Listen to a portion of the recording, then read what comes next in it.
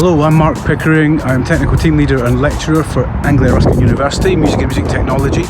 We're here at the Junction today in Cambridge because it is the big day that our students put on their own conference called as part of Sound and Vision. So let's go and have a look. Straight through here. You come in, just through here.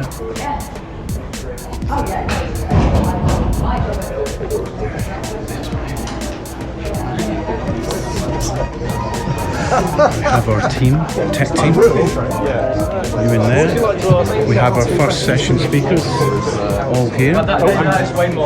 This is our set. We have an audience in place. We have 4 cameras, HD cameras capturing it all.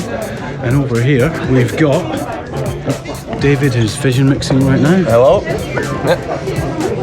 4 cameras. We've got Charlie and Sammy up there, Donovan, the in-house tech, and we've got Chris, and we've got Emma, and we've got Björn, and over this way we have Nat, who's on the other camera. Say hello, Nat. And we're about to get underway, so it's going to be very interesting, very exciting, and I'm very much looking forward to this excellent conference. Here we go.